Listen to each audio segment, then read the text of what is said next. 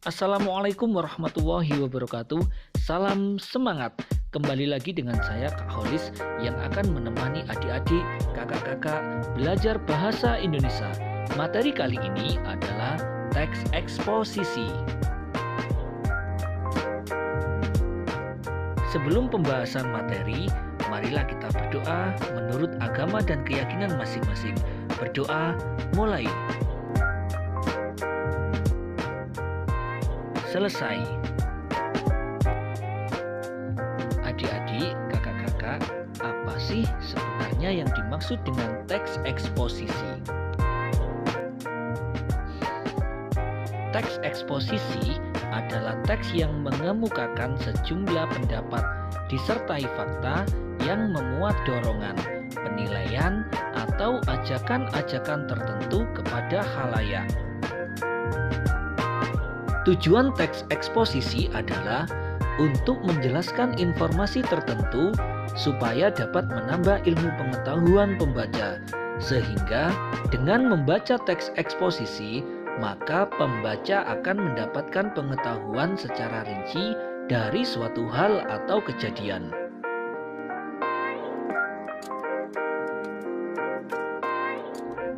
Sedangkan ciri-ciri teks eksposisi yang pertama adalah gaya informasi yang mengajak.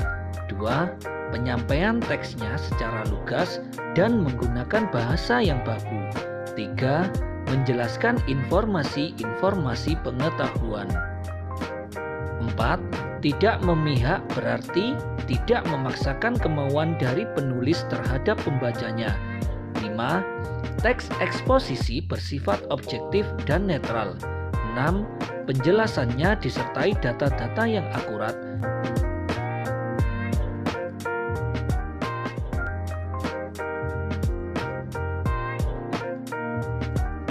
Kemudian, unsur-unsur teks eksposisi. Unsur-unsur teks eksposisi ada gagasan dan fakta. Apa itu gagasan dan fakta? Gagasan disebut juga ide atau pendapat. Isinya berupa pernyataan yang mungkin berupa komentar, penilaian, saran, dorongan, dan rujukan. Sedangkan fakta, menurut Kamus Besar Bahasa Indonesia, fakta merupakan kenyataan atau sesuatu yang benar-benar ada dan terjadi. Fakta dapat berfungsi untuk memperkuat gagasan atau pendapat sehingga diharapkan dapat lebih meyakinkan pembaca. Selanjutnya, struktur teks eksposisi. Yang pertama ada tesis, kedua rangkaian argumen, dan penegasan ulang.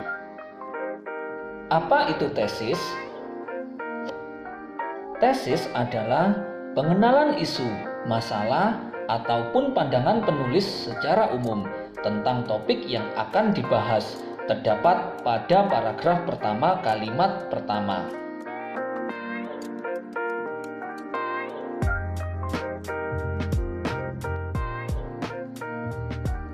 Rangkaian argumen adalah pendapat atau argumen penulis berguna sebagai penjelasan dari tesis yang dijelaskan sebelumnya.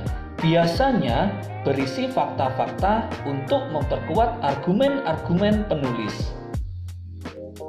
Terdapat pada paragraf kedua dan paragraf ketiga. Pada paragraf ketiga terdapat juga fakta-fakta yang mendukung tesis atau pendapat. Pada paragraf kedua merupakan pendapat dari penulis mengenai tesis. Kemudian penegasan kembali adalah perumusan kembali secara ringkas. Biasanya bagian ini disebut dengan penutup atau simpulan. Terdapat pada paragraf terakhir yang mengulang tesis tetapi tidak secara langsung, yaitu pada kalimat rupanya kedua masalah itu belum cukup. Kata itu menunjukkan masalah yang dibahas pada tesis.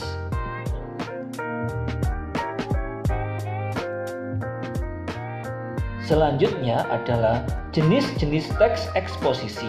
Yang pertama adalah teks eksposisi ilustrasi.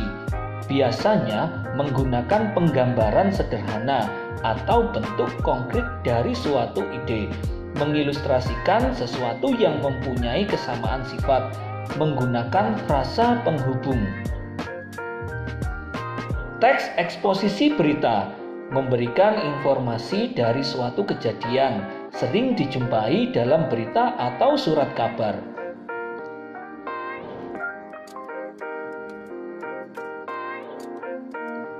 Teks eksposisi perbandingan menerangkan ide atau gagasan pada kalimat utama dengan metode perbandingan.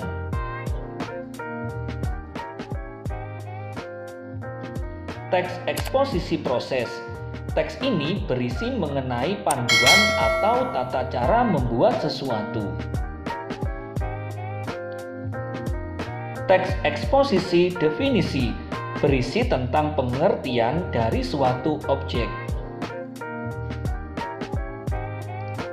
Teks eksposisi pertentangan berisi pertentangan antara sesuatu objek dengan objek yang lain, biasanya menggunakan frasa penghubung.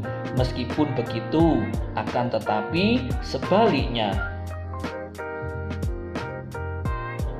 Teks eksposisi analisis proses memisahkan suatu masalah dari suatu gagasan utama menjadi beberapa subbagian, kemudian melakukan pengembangan secara berurutan.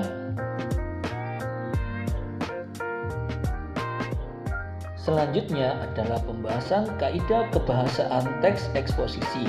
Yang pertama ada pronomina atau kata ganti, merupakan kata ganti orang yang dapat digunakan terutama pada saat pernyataan pendapat pribadi diungkapkan. Pronomina dapat diklasifikasikan menjadi dua macam, yaitu pronomina persona, kata ganti orang, yaitu persona tunggal, contohnya ia, dia, anda, kamu, aku, nya, mu, ku, si, dan persona jamak, contohnya seperti kita, kami, kalian, mereka, hadirin. Dan klasifikasi pronomina yang kedua adalah pronomina non persona. Baik adik-adik, kakak, pembahasan tentang pronomina bisa adik-adik simak di deskripsi video ini.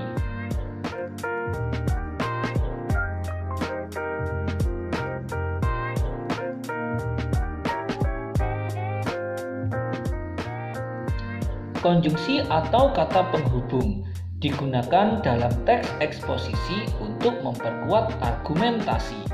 Ada beberapa konjungsi yang biasanya sering digunakan. Yang pertama adalah konjungsi waktu, yaitu sesudah, setelah, lalu, sebelum, setelah itu, kemudian. Konjungsi gabungan, yaitu serta, dan, dengan. Konjungsi pembatasan, yaitu asal, kecuali, selain.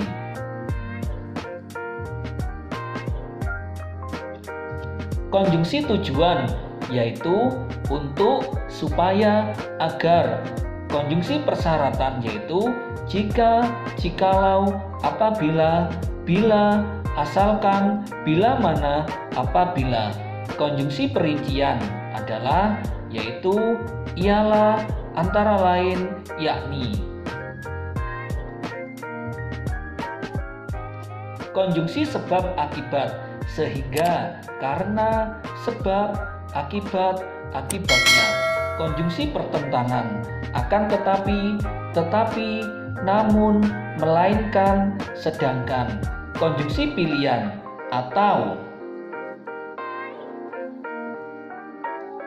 Konjungsi penegasan atau penguatan, apalagi, bahkan, hanya, lagi pula, itu pun. Konjungsi penjelasan, bahwa. Konjungsi perbandingan, bagai, seperti, serupa, ibarat.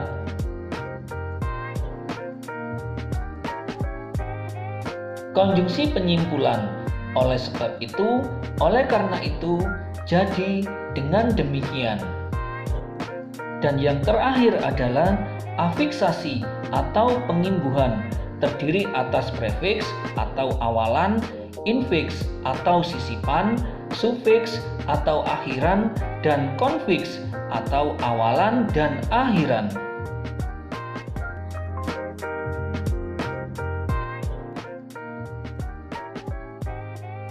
Berikut ini adalah contoh teks eksposisi beserta strukturnya.